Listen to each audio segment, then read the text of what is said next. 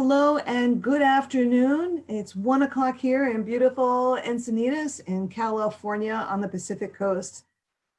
Saying hello to you. My name is Michelle Little with the Beautiful-Dying-Expo and the Beautiful Dying Collective Insights that we're doing this whole month of May, going into each month with new information for you, public, to share so you can see and share what we're doing here through these months into the Beautiful Dying Expo in November, which is going to be a virtual reality trade show. It's going to be really awesome. So you're going to meet everybody along the way.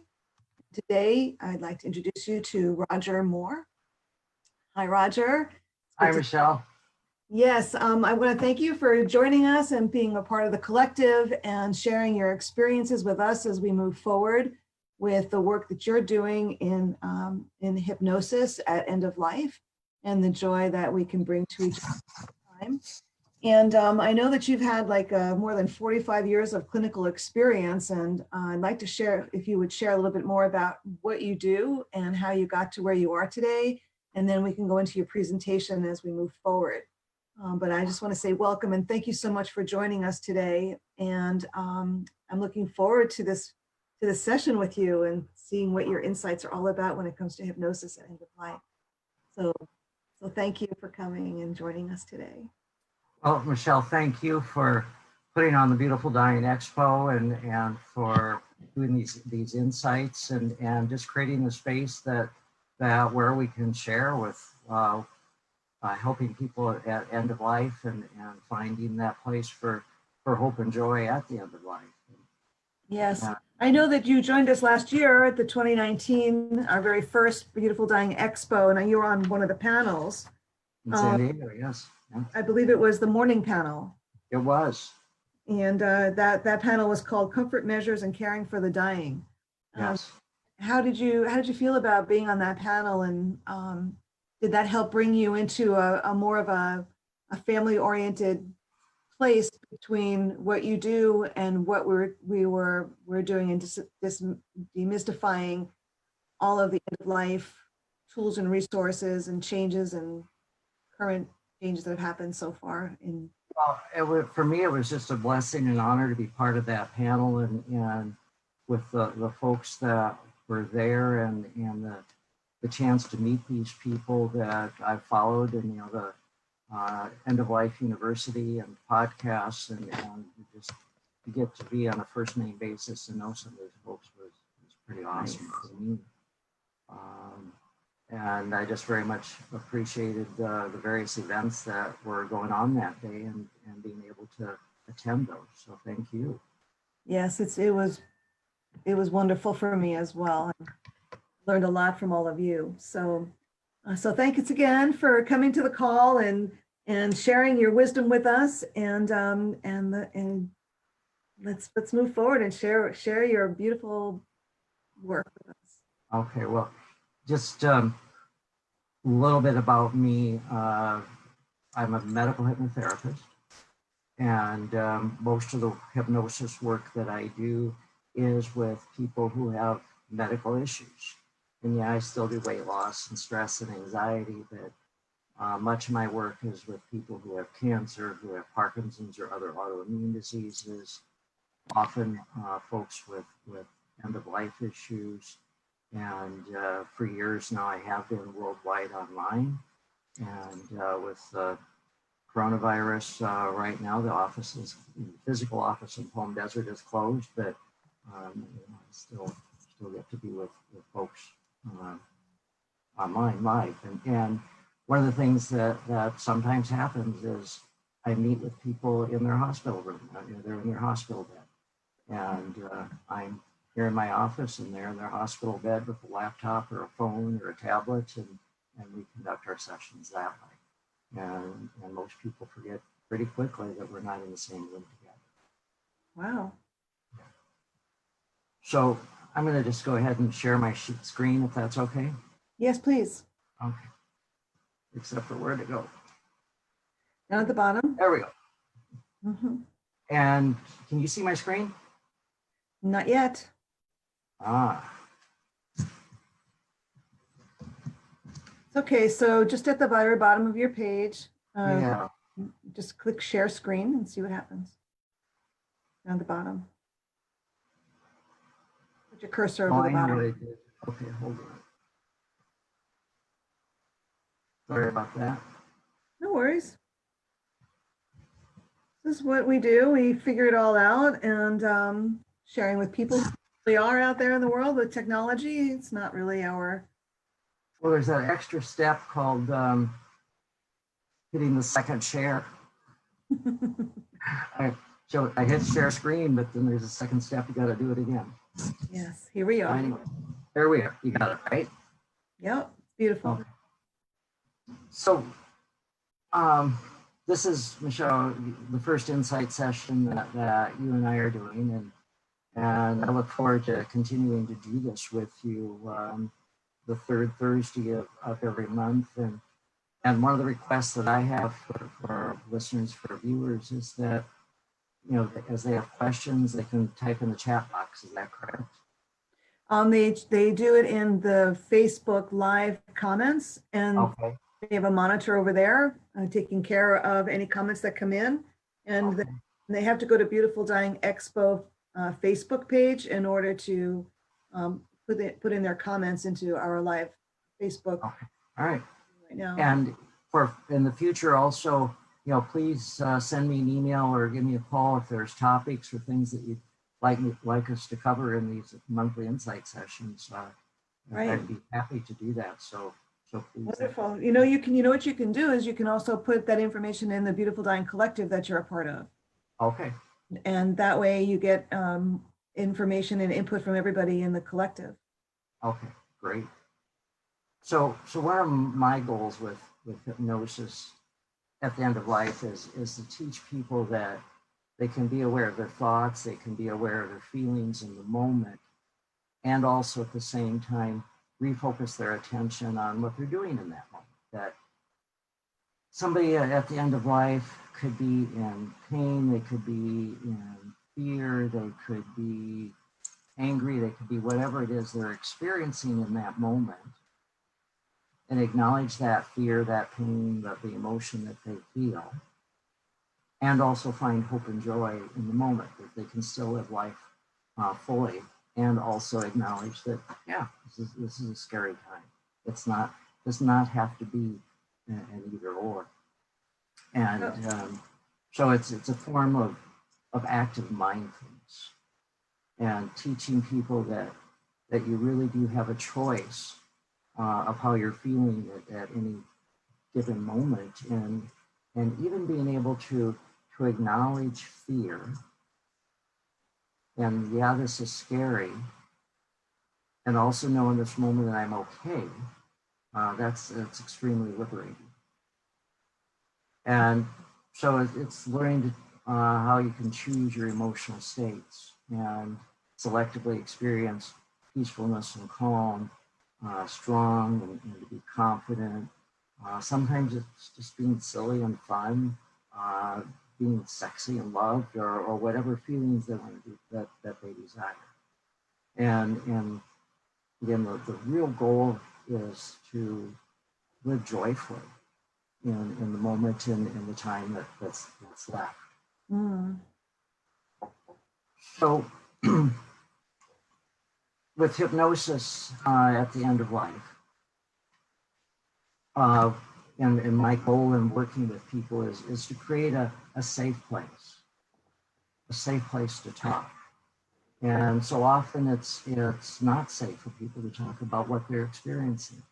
And, you know, they can't talk with their husband or wife or spouse or partner. They can't talk with their family, their friends about what they're feeling, because other people don't want to hear it. And they don't want to acknowledge the reality.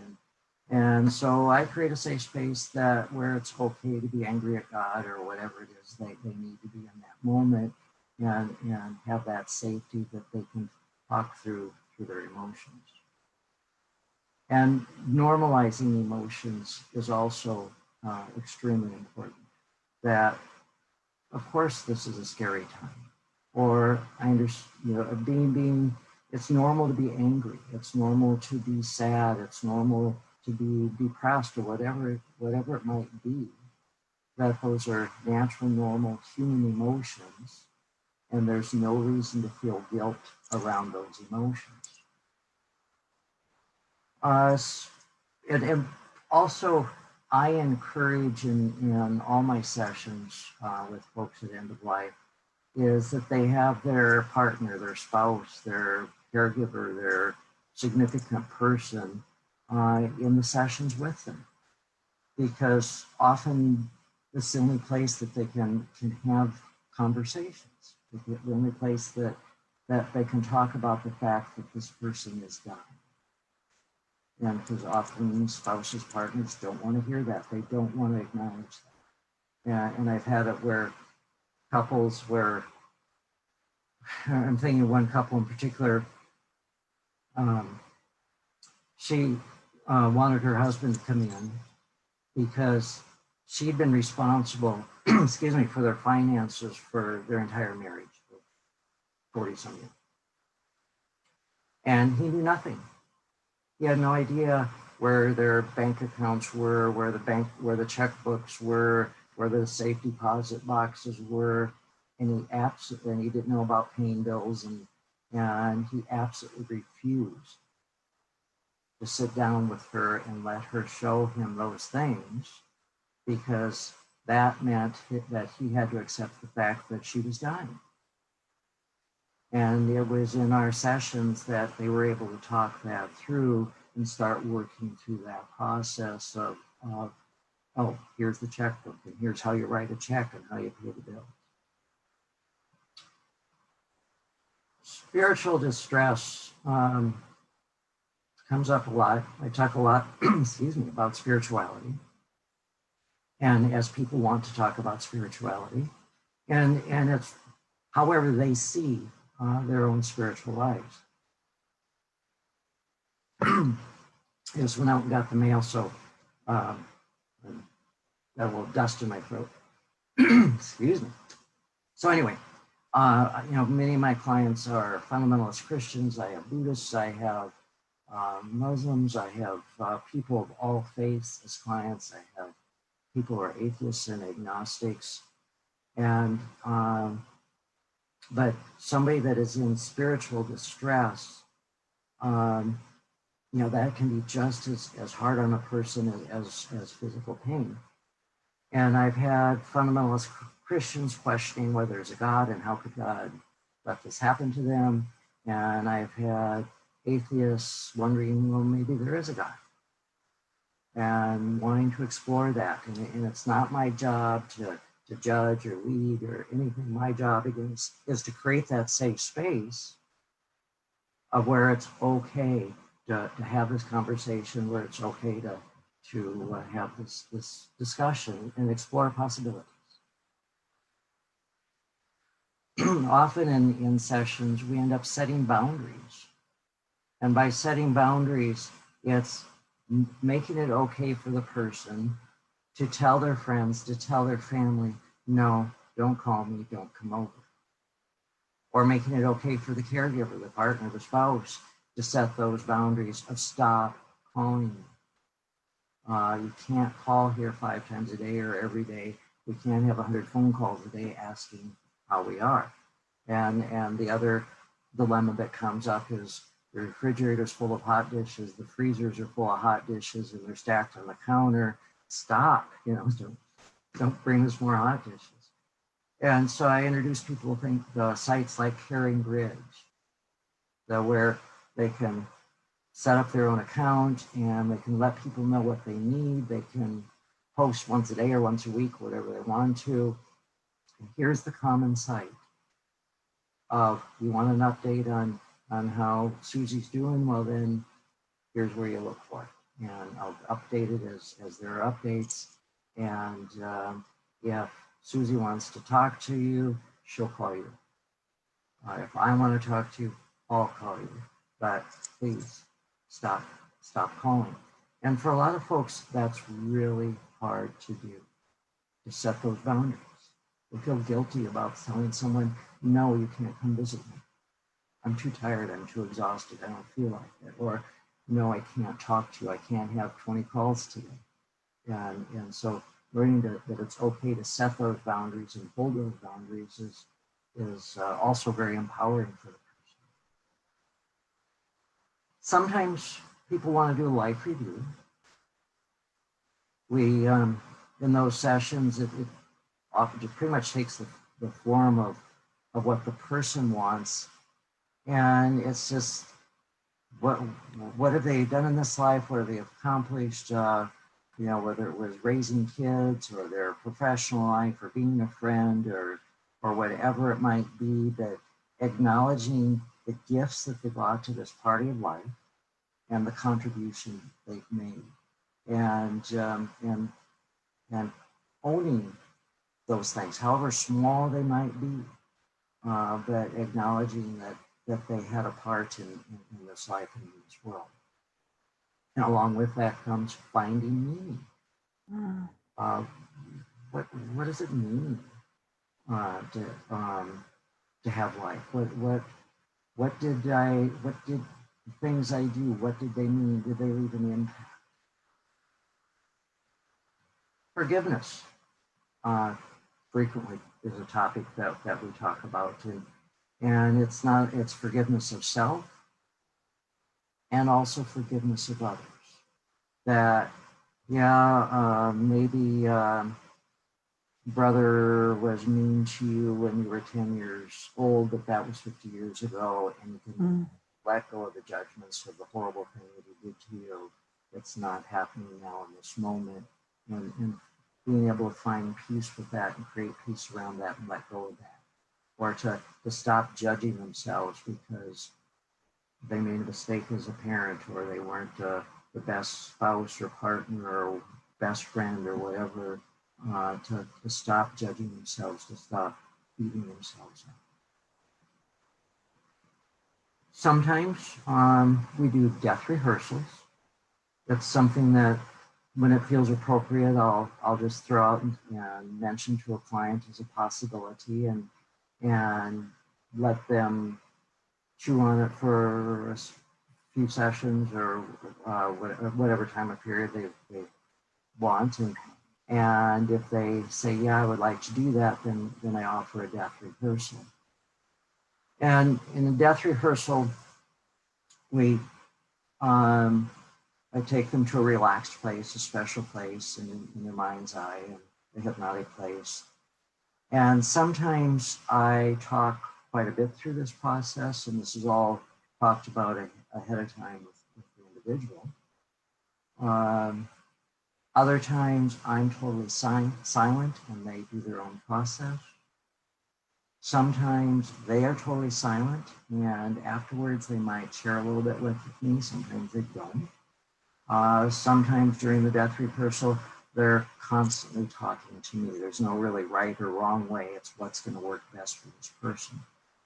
But people sometimes get these very scary thoughts, very fearful imaginations about what death is going to be like and what afterlife is going to be, and the death process. And that's all imagination. You know, it's the fantasy they're creating, that it's going to be perhaps scary and awful. Well, we also have a choice there. We can imagine that it's going to be a wonderful, beautiful experience, and that it can be a good death, that it can be a good passing, and to create the afterlife that they want to imagine that it will be. And so it's creating that permission and planting that seed of, I understand that you're thinking, and based on all the movies and stories you've heard throughout your life, that it's going to be horrible and awful.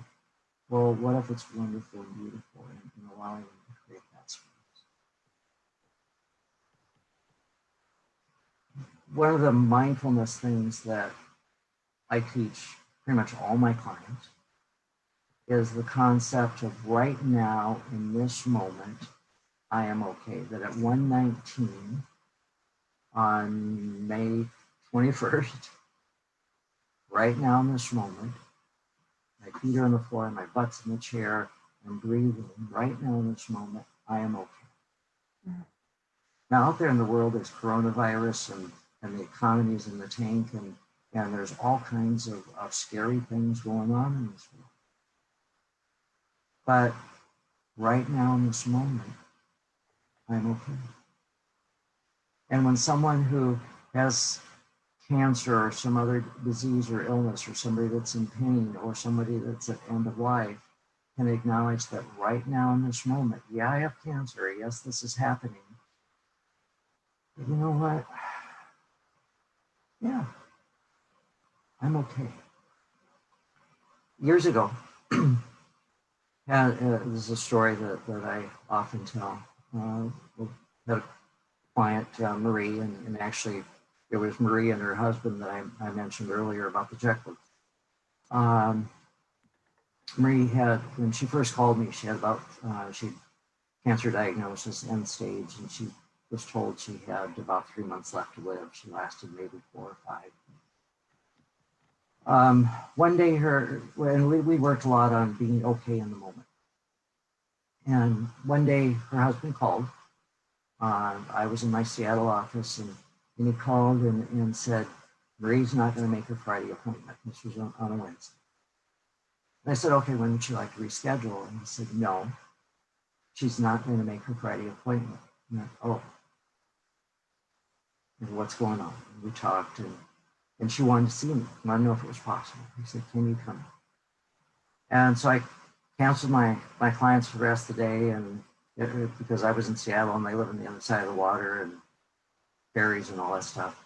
It took me almost 2 hours to get there, but I made it.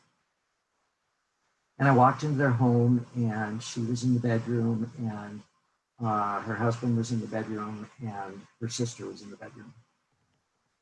And the three of us chatted for a little bit, and Marie was sleeping, comatose, and then pretty soon she stirred a little bit and her eyes opened. And she looked at me and faintly smiled and motioned for me to come over. And she reached up and she grabbed my wrist. And she grabbed so hard that her fingernails dug in and actually drew blood. Ooh. And she said, Roger, this hurts like a son of a bitch. Mm. And then she just beamed. And she relaxed and she kind of giggled and she says, but I'm okay. And with that, her eyelids closed. And she stirred a little bit and she mumbled a little bit and she held her husband's hand. I stayed a couple more hours, and then I left, and she passed that night, and those were the last words that she said was, I'm okay. I got chills. And for her husband and her sister, hear that as her words, that was just a wonderful gift, wonderful blessing for them. And so it's yeah, she was in extreme pain. Even with the medications, the morphine she was on, it still hurt. But she was okay. And then creating hope and joy. And I'm going to talk more about that. But it's that whole idea that even in these last moments, these last breaths, I can still have joy. And I can still have hope. So one of the big fears. Roger? Yes? Yeah, I just want to stop a second because you went through some really important points in your other slide. And it brought up a lot of stuff for me. And there's also a comment that came in, a question that came in that I want to address with you and see what your thoughts are on. It's about the dress rehearsal, which I had questions with as well. So okay. Tom Bettinger asks, hi, Tom. do you also offer death rehearsals for family members? I have. It's only happened a couple times. It's certainly a possibility. And I've offered it, but for the most part, family members have not taken the opportunity to participate. Well, what would change that, Roger? I would hope that through events like the Beautiful-Dying-Expo, through death cafes, through bringing death into the home, to where we talk about it, to where there's that acknowledgement that we were born and we live and we die, and we take the fear out of it, that would make it okay for family members to feel comfortable in having that death rehearsal. Yes, Glenda Lecky, sorry, Glenda, said, wonderful end of a life story. Is that Glendon Gilkey? Yes. Oh, hi, Glendon. And so it's nice to know that there are people out there that know your work, that also are interested in this information that you're sharing about hypnosis at end of life. So when you're doing these death rehearsals, are you putting them into a hypnosis state to Yes. find out what their death rehearsal would look like? I'm sorry, what? What their death rehearsal would look like? Is that what you do through your hypnosis when it comes to a death rehearsal? No, okay, so I take we talk about it ahead of time. Uh-huh.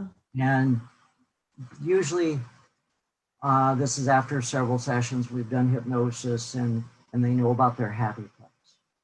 Their happy place is the most peaceful, relaxing place for them, and it can certainly change. But they go to this relaxing place, and I guide them there. And again, depending on what we've discussed and what the person tells me they want, sometimes I guide them through and I'll ask them specific questions. And about, what do you imagine to be and what's going on, and what music is playing, what do you hear, what do you see, what do you feel, what do you smell?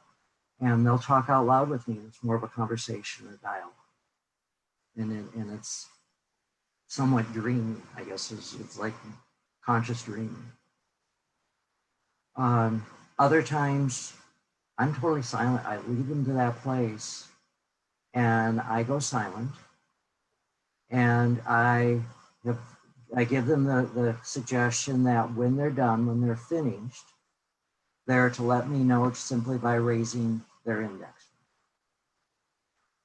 And that lets me know that it's time to bring them back to full consciousness. Huh. Wow. And other times during that process, I still say nothing and they talk out loud. And they just tell me, okay, I'm ready now. Wow. And bring them back. And some people want to talk about it and share the experience and how wonderful and exciting it was. And other people choose to be totally silent and it's sacred for them. And it was their journey, it was their space. And I totally honor that. It's a very sacred thing, very sacred process. And it's not my job to impose on it. I just create the safe space of where they can go and have this beautiful, good death, this good end of life. And surrounded by families and friends, both living today and people from the past. And I'll sometimes hear stories about my kids and grandkids surrounded my bed, and my mom and dad and grandparents were on the other side holding their hand. Whatever they imagine to be is beautiful and wonderful, and it's there. Versus, oh my God, I'm entering this horrible dark space. And being stuck in a box in the ground, those horror stories. It's all imagination.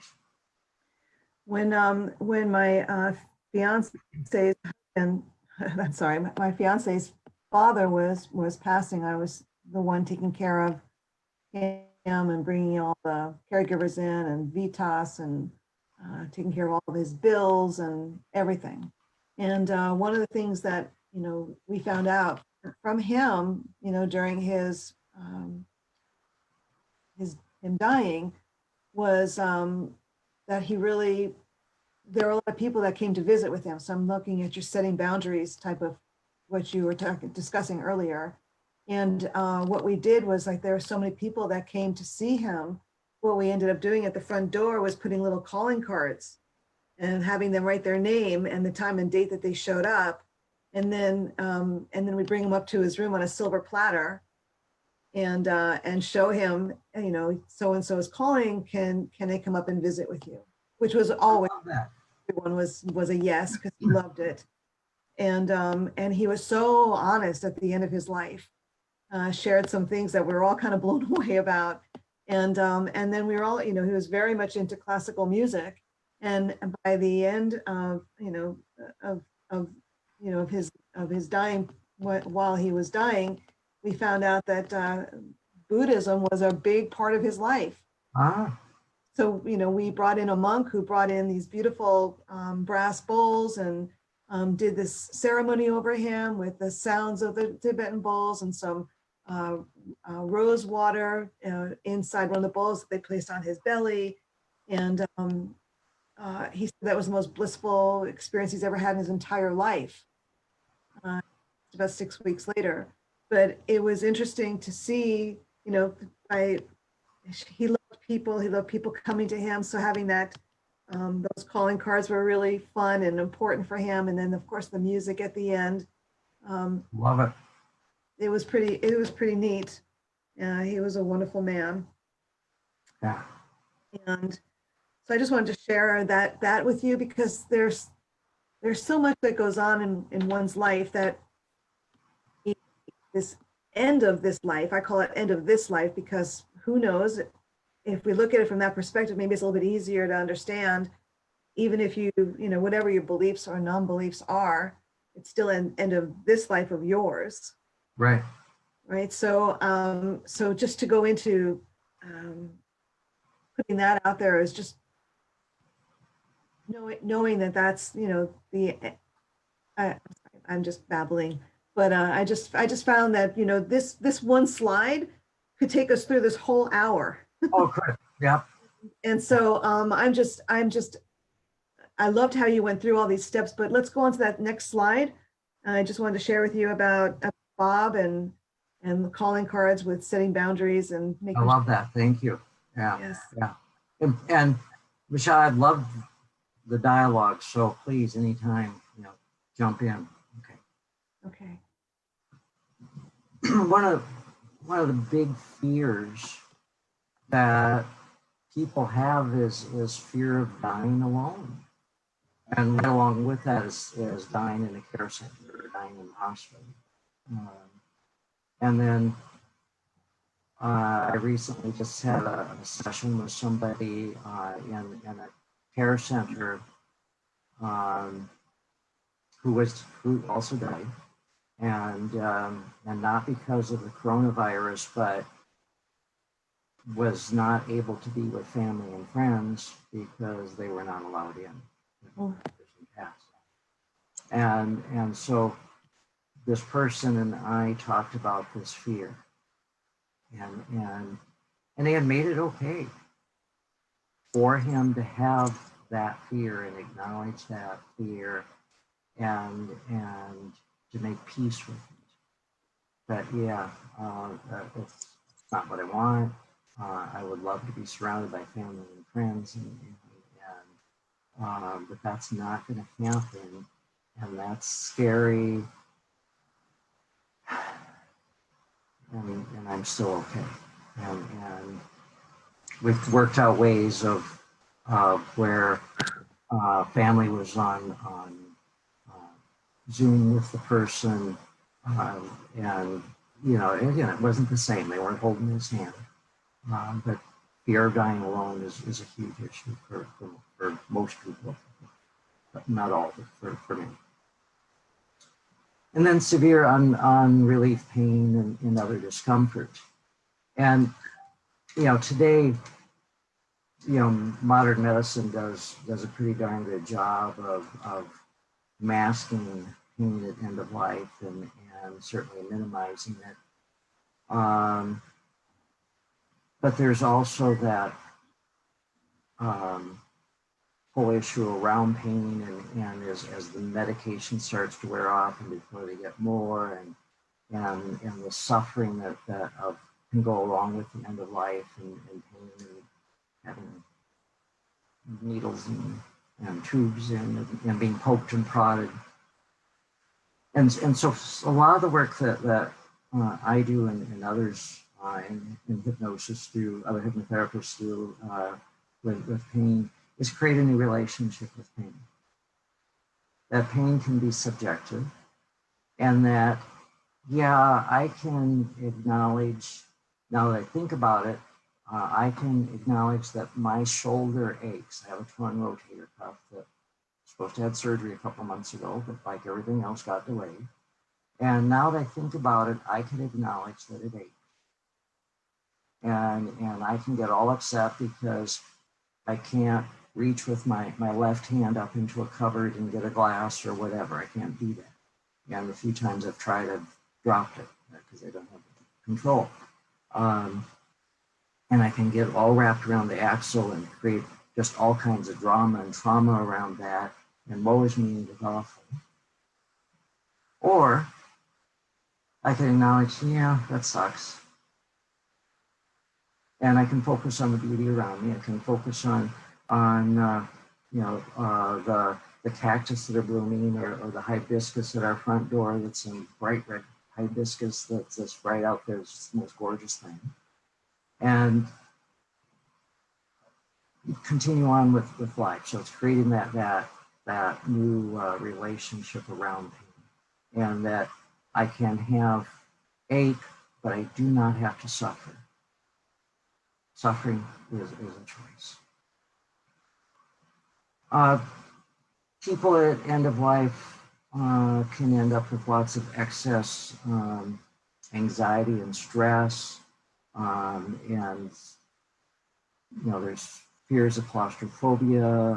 One of the things that I do sometimes, and just for clarification, I want to back up for a second, something I should have said right off the bat. The medical hypnosis that I do is alongside with, in conjunction with, regular medical therapies. It is not a replacement for, it's not instead of, it's an adjunct. And so someone that's getting radiation treatment, and they're in that tube. I have been in the booth in the cancer center on the microphone, talking them through that process and taking them on a peaceful, wonderful journey down a river or wherever it is they want to go while they're in that tube. And instead of being a scary, horrible experience, it becomes a beautiful, wonderful experience. Not being able to finish personal affairs. And, whether it's, I remember one guy that was so upset and distraught because he was building some bookcases for his grandson, and he couldn't finish them. And we went on a hypnotic journey where he imagined he and his grandson building the bookcases together, and his grandson completing the bookcases. And the end result was that the grandson brought some of the wood pieces into the man's bedroom. And in his bedroom, Grandpa told the grandson what to do and how to do it. And yes, Grandpa passed before they were finished. But that became just this most beautiful bonding experience for Grandpa and grandson. And grandson was able to finish the bookcases that were started by his grandfather.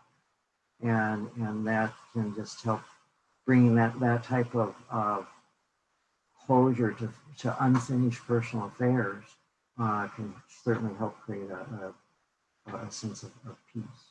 Absolutely, absolutely. That's one of the reasons why I wrote the Exit Papers 101 workbook, was to make sure that people finish their unfinished business.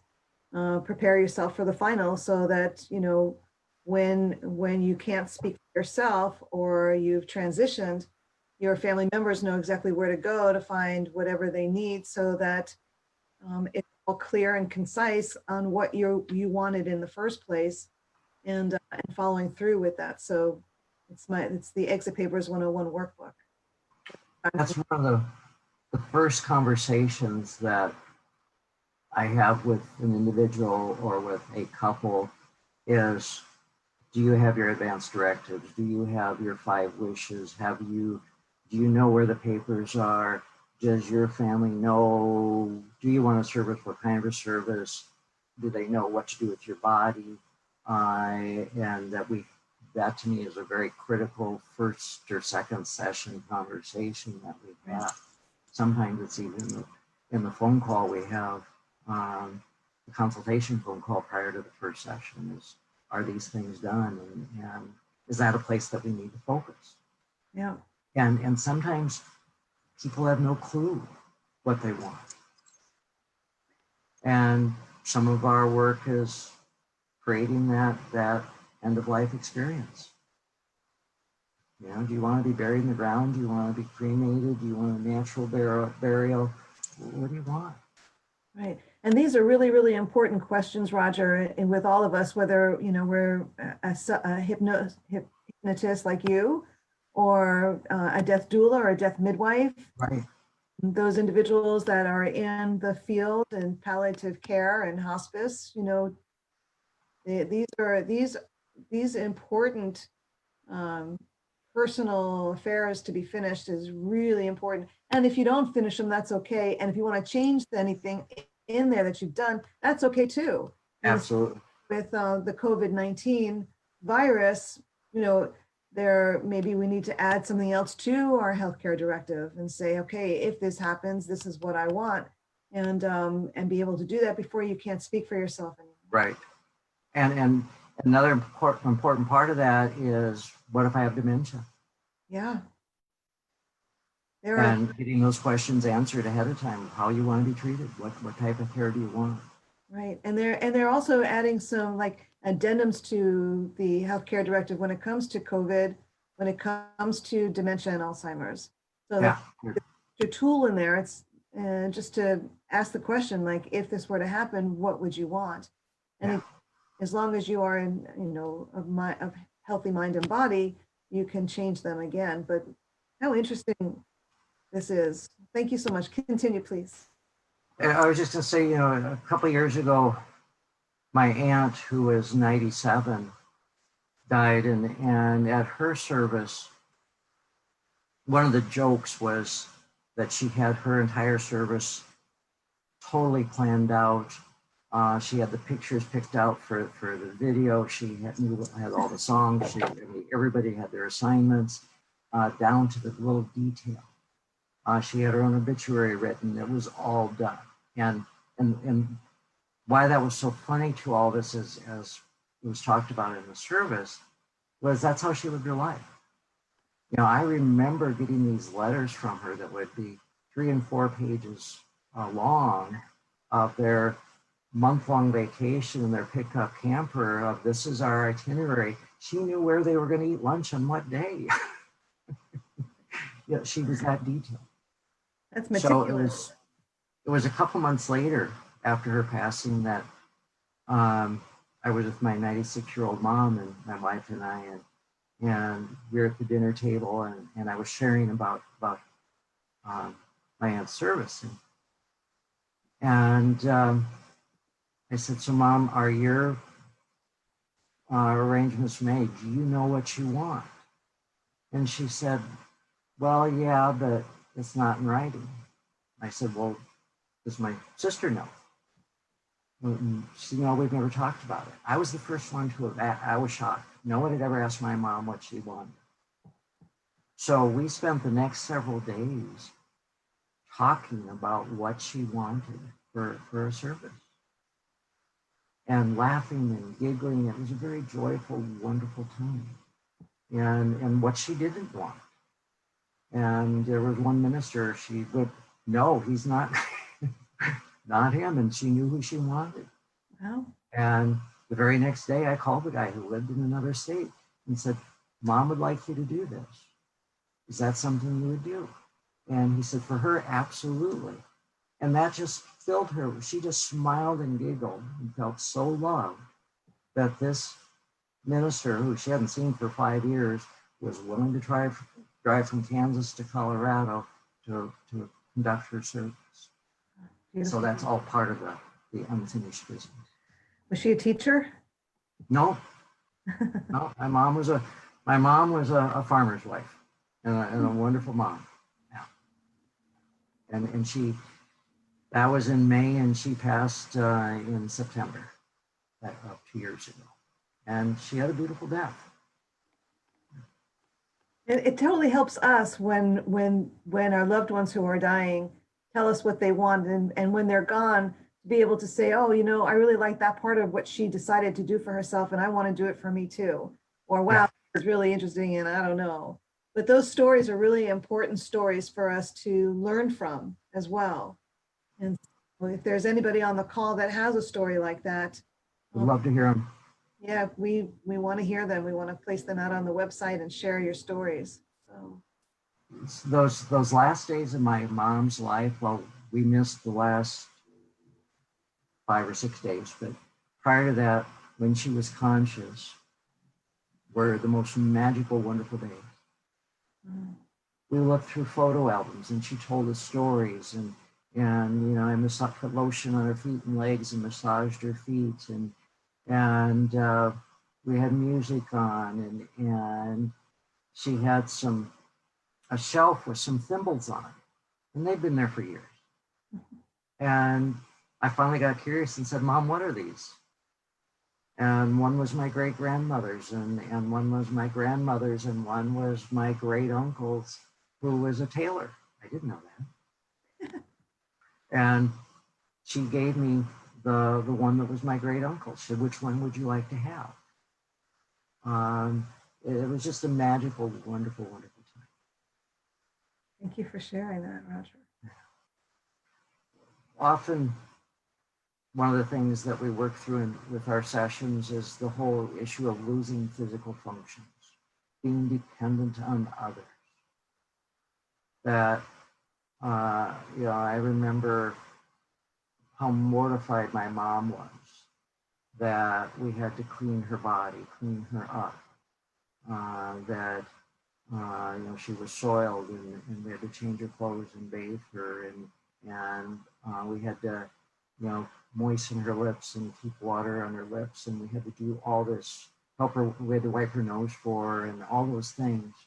My mom was a strong, very independent woman, and to be so totally dependent on us and on the hospice workers was mortifying. But often the work that we're doing is helping people come to peace with that and accept that help, that assistance as a loving gift. And that this is an act of love and kindness. It's not something we're stuck with having to do. But, nobody, I certainly can't get excited about the thought of somebody cleaning me up, no. So at the beginning of life, when we come into this life, we have baby showers and we have parties about celebrating that birth coming into this world. And we hold that baby and bathe that baby and put it in a diaper and wipe the body out after the diaper, and yep. And we hold and that baby is held just like we should be doing on the way out. Yes. Same celebration. Let's have a celebration of leaving this earth. Look what you've done. Let me take care of you. Let me honor your body. Let me love your body. Let me your body. Yeah. And Love that. In that type of experience, as opposed to feeling like you're a burden on someone, or don't look at my body, and society has done that to us about our bodies. And I have to always remember that on a spiritual level, I am placed into this body. This body is my treasure. And I have to keep it as healthy as possible. And if I am in pain, it might be from an emotional moment that I didn't take care of, that turned into my body to, relieve itself. And so, I like to acknowledge the pain that I'm in and then lean into that pain and know that pain is here for a reason, and then breathe through it and be okay. Yeah. Yeah. I'm just going to blow through a couple other things on this slide, talk because I want to get to hope and joy. Often troubled sleep is an issue. And so I use hypnosis around helping people sleep through the night, and I give them recordings like Orange Blossom, which I'll talk about at the end, to listen to as well, and other recordings that just help a person go to sleep and stay asleep and sleep peacefully and restfully.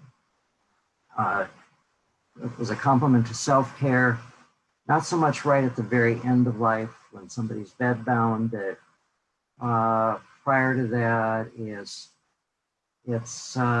doing the tasks of daily living, brushing your teeth, washing your face, taking your medications.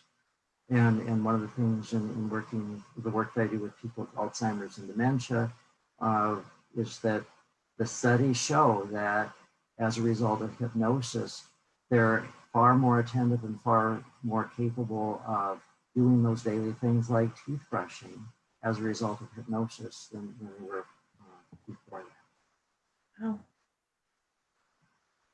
And then fostering acceptance of peace of mind.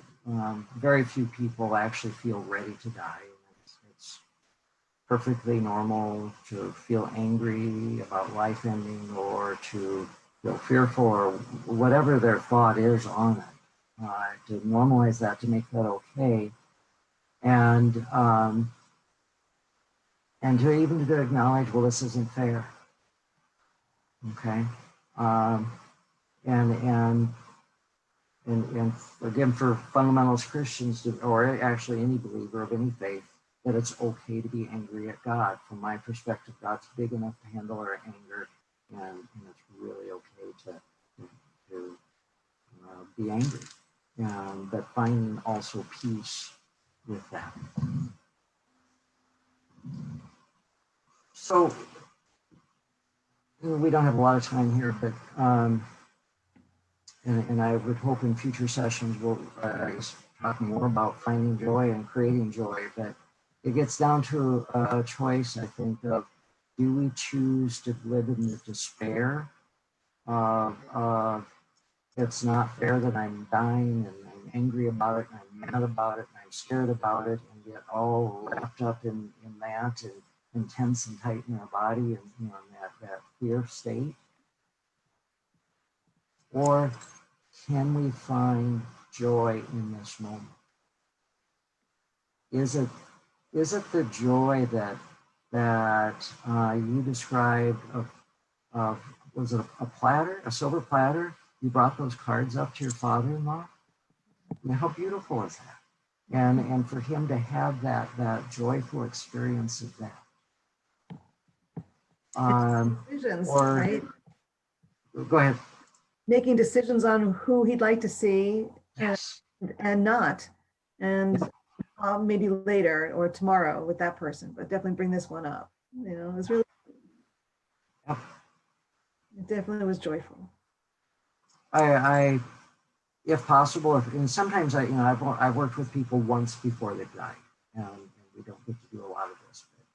But, when there's a period of time, and like with Marie when I was talking about her, I work with people at memorizing joy, and what was the most joyful experience in your life, and memorizing the thoughts that go with that, the emotions that go with that, where they feel that in the body. Because from a neuroplasticity standpoint, most of us have hardwired fear and stress and anxiety, and we know this. We've memorized the knot in our gut or whatever it might be, but we can change that around, and we can memorize this openness, this joy, this happiness, this peace, and the party. We can memorize that and what that physical sensation is. Even when we're in pain, we can still feel that joy. And to make joy and happiness a habit. Hope. And people sometimes look at me like, are you nuts? How can there possibly be hope at the end of life? How can there be hope in my last breath? Well, maybe it's just simply having the day of comfort, the day of where the medications are working.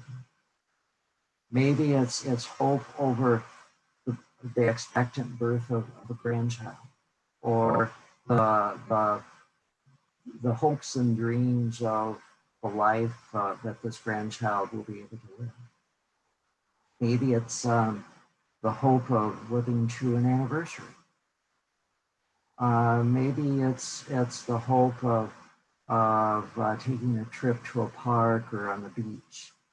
And I remember when my mom was passing, she said that I'd love to be able to go for a walk on the beach. She spent a lot of time as a kid in Delaware on the beach, and she loved the California beaches, and she loved walking barefoot in the sand. And she said, "Oh, I so wish I could do that." Well, that wasn't going to happen, physically anyway. But I said, "Well, should we do it now?" And she said, "Yeah." And I said, "Do you want your socks on or off?" And she said, "Off, of course." So I took off her socks. I took off my shoes and socks. And I took her on a journey to the beach, and hearing the warm sun and hearing the seagulls. And that was just a wonderful place of hope for her. It could be a good meal. Hope could be a joke. Hope could be a better world. Hope could be about life after death. And just one woman that's been a client for many years, it was about 21 years ago. She was diagnosed with a very severe cancer and had like 6 months left to live. Well, 20 years later, she still has that same cancer, and she's had a gazillion surgeries. And the last time we talked a couple months ago, she was all excited and very hopeful as she was ordering seeds from the catalog online for her garden, planting her garden. And there was hope of harvesting her garden. Okay. And this woman's been at death's door for 20 years, and she still has hope. And that to me is really what it's all about. I invite people to, and I know, Michelle, can you put that link, or if I send you that link, can you put it up there on the website? Or I think that was in the material I sent you. I don't know if it's there. It's Christy's monitoring on Facebook, so she'll grab that right now and put it out for us. Okay. Orange Blossom is a free 27-minute MP3 recording. It's at roughly 108,000 downloads. It's used worldwide online. People use it during cancer treatments, before surgery, during surgery, after surgery. People go to sleep with it. I urge people to listen daily for at least 2 weeks. The intent of Orange Blossom is that anytime they feel the least bit of stress, tension, anxiety, pain, fear, whatever, they simply say or think Orange Blossom, and a wave of relaxation flow over them. And feel free to call me, email me, ask questions. We've touched on a lot of stuff, and I hope, Michelle, is in the months to come that we'll dissect some of these and go into more detail about them. Definitely.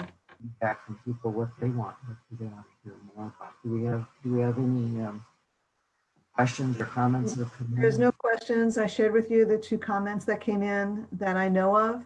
And so this has been extremely informative, and it just brought me back into some things that I did. You can stop your share down at the bottom there. It's 1:58, so I just want to get in there a little bit about, you had the hope about a good meal. And I just want to share really quick with Bob, my father-in-law. He was like, my mom died at 102 and she stopped eating. She said, "I'm stopping eating, I'm stopping drinking." And then she left this world. He goes, "I'm going to do the same thing. I don't want you to feed me anymore. I don't want to eat. I don't want to drink." And I'm like, "Okay." And then, the calling card would come in, and it would be one of his dear friends from childhood who has brisket, his favorite, and was warm and ready to give to him. And so I brought the calling card up. She's got brisket. "Oh, I want to live. I want to eat the brisket." So he would go back and forth like every other day. "I want to die. I want to live." And he was just, he was so adorable. through, you know, I mean, there was a lot of things that happened and not so joyful moments, but this was one of the ones I was just really happy to have him and this pure joy and the hope that he would have this brisket, even though he may not be able to eat it at the time that he wanted it. It was just really a beautiful thing and made me smile. So thank you for that part. Love it. And, Thank you. Thank you for today. We're definitely on again for June 18th. We'll do a little bit more talking about and getting more specific on some of the information you shared. I think it's going to be really great as we move forward and that people get to know who you are on a very personal level to make decisions on you know, taking this next step and having a conversation with you. So thank you. Tomorrow we have Danny Engwart sharing grief mandalas with us. And then on Saturday we have Gabby Jimenez from the Hospice Heart talking about what it's like to be there, sharing some stories from her blogs. And then we have on Monday, which is Memorial Day, I'll be talking about 9/11 and the loss of my brother, as well as bringing Glenda Villegas back to the call, talking about vets and what we can do to help each other on that day. And so moves forward through the whole week of next week. We have more opportunities to share, you know, more collaborators in this beautiful collective of ours. And I just wish everyone well and safe. And thank you again for joining us today. Well, thank you, Michelle, for this wonderful opportunity for making these insights available in Beautiful-Dying-Expo. And to you, Roger, thank you for your time and all good wishes all the way around. Lots of help. All right, let me just verify that there's no other comments coming through. Okay, looks good. So again, thank you. And thanks everyone for listening. And we'll see you again. All right, thanks. All right, bye for now. Bye.